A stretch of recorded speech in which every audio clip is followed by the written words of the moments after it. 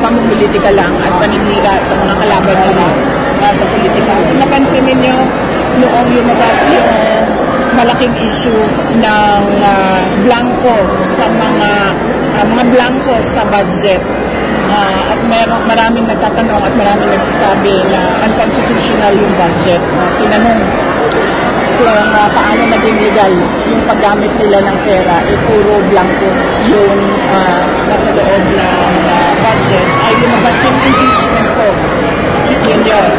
Tapos, nung nagkaroon ng malaking krimen sa Estados Unidos na merong namatay dahil sa drug overdose, at kung makikita ninyo doon sa police report ay nandoon ang pangalan ni First Lady Lisa Marcos na isa sa mga tao doon sa loob ng kwarto kung saan yung tao ay nag-overdose sa suspected drug overdose sa hotel room.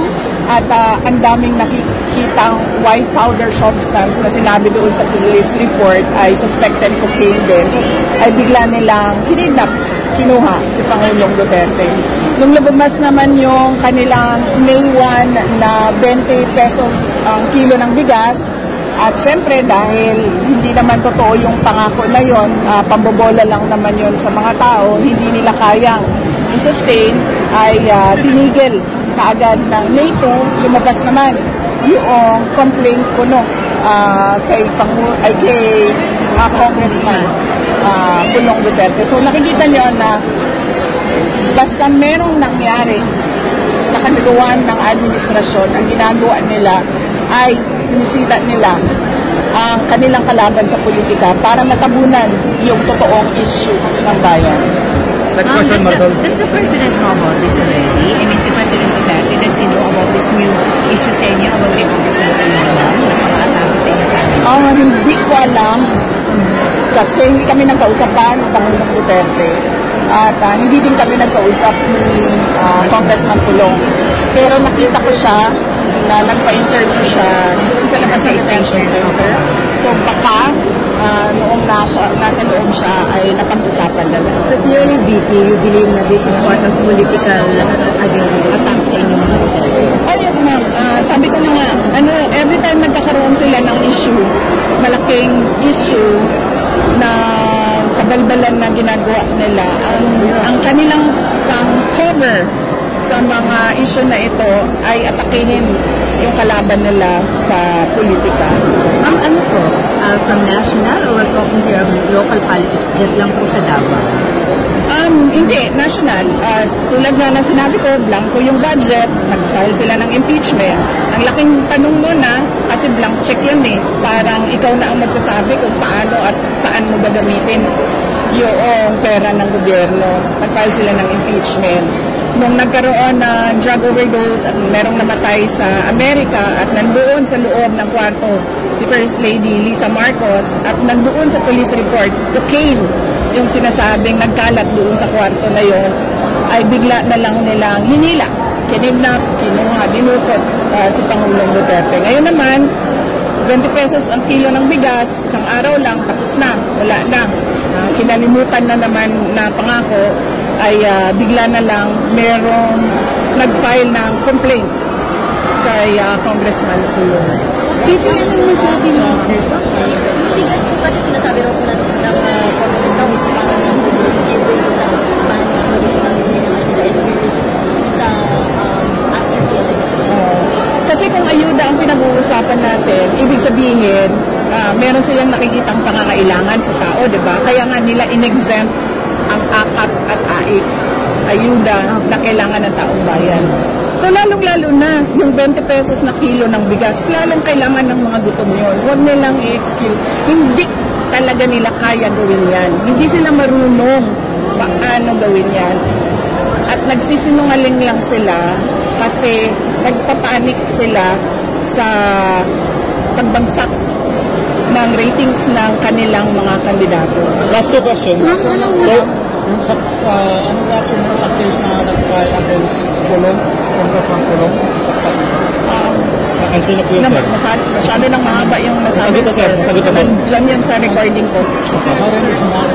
Yes, sir. BP, ano masabi mo sa problema ng droga? Lalo po nung malala. Opo, ma'am. Yan ang sinabi ko, ma'am. Kapag ang ulo lulong sa droga, lahat ng kamay at paa, lahat yan magdodroga na rin kasi wala na silang respeto sa authority. Yan yung problema natin ngayon. Lahat ng tao, nagkakanya-kanya na ang mga illegal at kriminal. True ba yung presidente natin nagdodroga po? Well, mag-assume na lang tayo na totoo dahil ayaw niya magpa-drug test. Meron siyang video ng paggamit ng droga na hindi nila ma-deny kasi authenticated. Tapos, hinamon siya ng isang senator candidate na magpa-drug test. Ayaw niyang magpa-drug test. Last question, Alex, Times of London. Can I ask, given how things have worked out, do you regret forming an alliance with President Marcos in 2022? No, because I am Vice President right now, so I do not regret anything. I am able to help a lot of people. I'm able to help people nationwide because my office is a national office. On that note, I am thankful. I am thankful that the 2022 elections happened and that I became Vice President. And I think this was really bound to happen. The 2022 elections was bound to happen so that everyone can see what a Marcos can do to a country, and that is just bring us to the road to perdition. Ma'am, gano'n ka-importante ang result ng 2020 ng election ngayon sa Last susunod? question. At sa daw? How significant will be the result of the election now sa next election, ma'am? Well, depende. Kasi pag karamihan ay oposisyon ang nanalo, ay meron na talagang magtatanong at ahadlang sa mga maling ginagawa ng administrasyon. Kaya napakahalaga ng eleksyon na ito para sa bayan. Dahil kapag dumami ang oposisyon, ay makukwestiyon na sila all the way at hindi na nila kayang takutin lang o bayaran lang yung mga tao sa loob ng gobyerno. Mga 60 ilang days na lang before election, what do you intend to do, ma'am, para sabihin po ng Presidente yung kanyang Duterte? Na lang, ma'am. Opo. Tutuloy-tuloy pa rin yung kampanya namin. So, bukas meron kami sa Island Province, susunod sa Zamboanga, Sibugay, and then susunod sa North Cotabato. So, tuloy-tuloy na. Pagkatapos ng North Cotabato, ginagawa pa yung schedule. Ang huling-huli ko, supposedly, is yung holy mass for peaceful elections sa Davao na yon. The day before, wala nang kampanya yon, the day before election day. Ma'am, naka-schedule with PDP candidates. Will you join the meeting the Avance? March 8 supposedly ang meeting de avance ng PDP, pero nahihirapan ako ayusin yung schedule ko sa dami ng mga candidates na nagre-request na mabisita yung kanilang lugar at makakampanya para sa 10 senador. But with all of them, ma'am, with all the candidates. Ma'am, thank you. Ma'am, sorry, but when you were running during the 2022 with PBBM under the unity ticket, ma'am, ulit-ulit po na pinapangako yung 20 pesos sa bigas. Andun po kayo. Pero what were your thoughts back then? Actually, hindi ko siya narinig. Nakita ko lang sa isang video na sumagot siya, sa isang interview ata na sumagot siya sa 20 pesos ang kilo ng bigas. Tinanong ko na lang yon after na ng election. Tinanong ko yung isang businessman ng bigas. Sabi ko, kakayanin ba talaga ito or nagsinungaling siya noong sinasabi niya itong pangako na ito? Ang sabi sa akin ng businessman, nagsinungaling siya kasi imposible talaga ang 20 pesos na bigas. Pero pwede siya, hindi ko lang i-share sa inyo kasi ayaw ko tulungan. Thank you. Thank you. Ask him, ma'am, yung businessman na yan sa rice na hindi talaga kaya and PBBM just like, when was that for baby? Right after his announcement? Hindi. Nung pumunta ako sa Cebu Meron yan silang August na event ang Cebu eh. Hindi siya sinulog. May August na event ang Cebu eh. I was invited there. And sa haba nung parada na kinakamusta ko yung mga tao, 3 beses nagsabi sa akin, Inday Sara, nagalisod mi sa pagkaon, nagalisod mi sa bugas. Doon ko unang naramdaman yung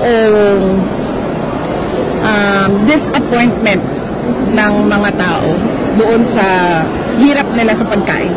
Pero recent lang yun, or do they not? Hindi, mga nasa DepEd pa ako noon eh. Yung event na katabi ko, si First Lady, merong pinirmahan sa car-car. Hindi ko na alam anong event yun. Oo. Okay, Doon thank pa lang you. alam mo nang that he can never fulfill the 20 pesos promise. After nun, yes. Nagtanong ako sa isang businessman. Alright. Thank you, thank you, Thank you, ma'am. Thank you so much.